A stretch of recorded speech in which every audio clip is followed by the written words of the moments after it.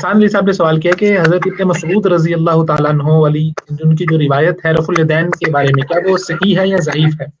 غالباً ابن مسعود والی کس روایت کی وہ بات کر رہے ہیں؟ جہاں تک تعلق ہے نا حضرت ابن مسعود رضی اللہ عنہ کی روایت کا، وہ روایت صحیح ہے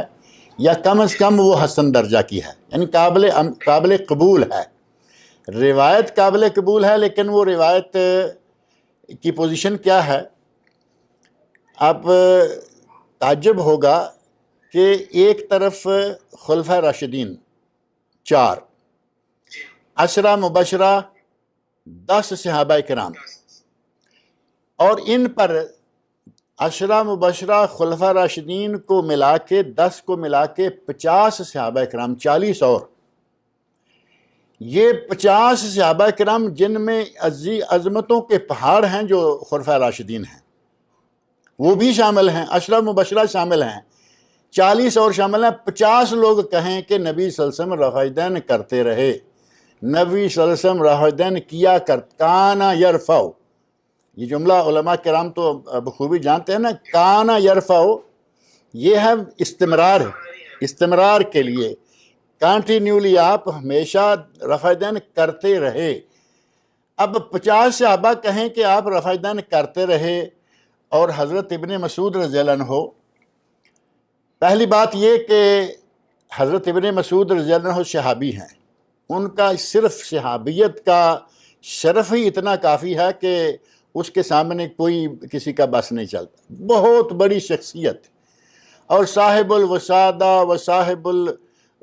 ہمارے لوگ ان کو بڑا کوئی ثابت کر دیتے ہیں کہ وہ لوٹا بردار، وہ لاٹھی بردار، وہ فلاں، سارا کچھ ٹھیک ہے، صحابہ میں سے وہ فقیہ صحابی تھے، یہ بھی ٹھیک ہے۔ میں نے پہلے عرض کیا کہ ان کا جو مقام صحابیت ہے، شرف صحابیت، اس کا مقابلہ کوئی اور نہیں کر سکتا دوسرا سوائے صحابہ کے،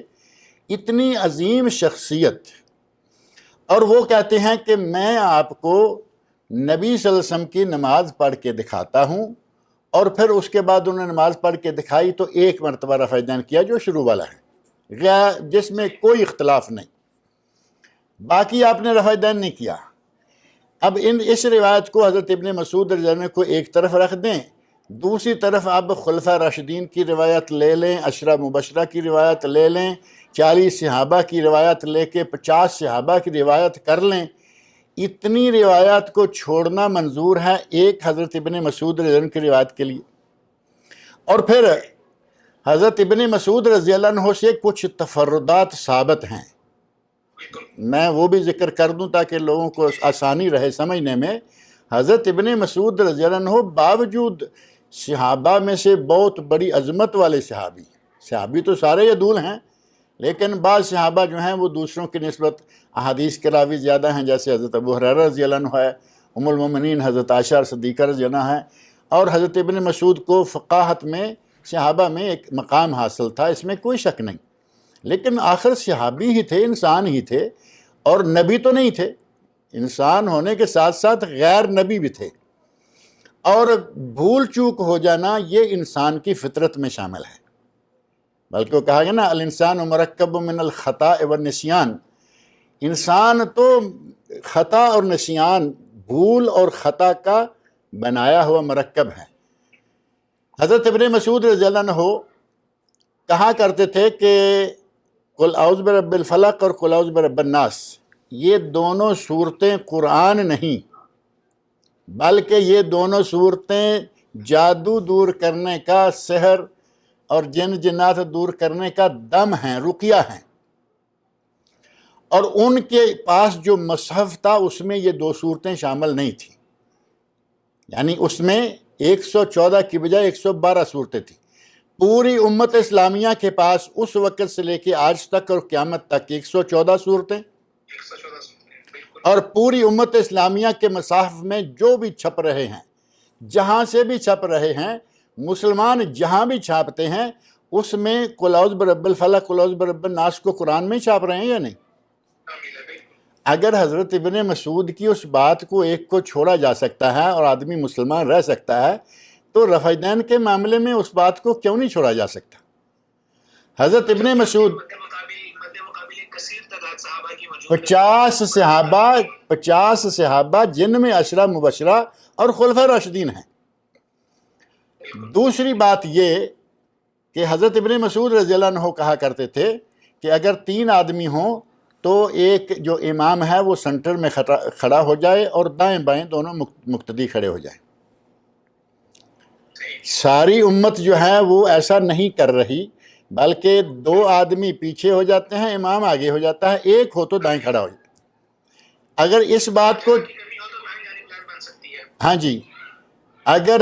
اس بات کو ان کی اس بات کو چھوڑ کر بھی ہم مسلمان ہیں تو رفع دین کے معاملے میں ان کو چھوڑا جا سکتا ہے یا نہیں؟ اسی طرح وہ کہا کرتے تھے کہ بلکہ کیا بھی کرتے تھے، جیسا کہ ثابت ہے کہ رکوع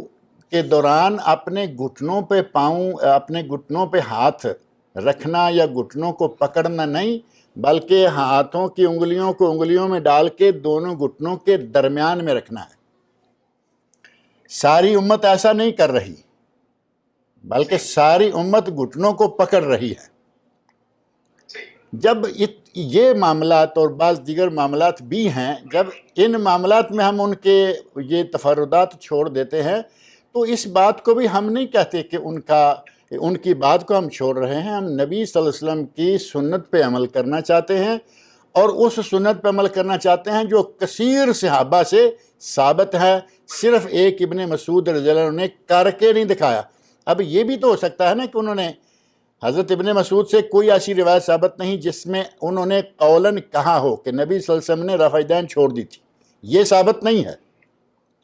جب نماز پڑھ کے دکھانے لگے اس وقت نہیں کی، جس کو اس بات پر بھی محمول کیا جا سکتا ہے کہ جیسے وہ دوسری چیزیں بھول گئے یہ بھی بھول گئے ہوں گے اس وقت، اللہ خیر صلاح۔ لیکن ہم جب اپنی اڑی پہ آتے ہیں نا،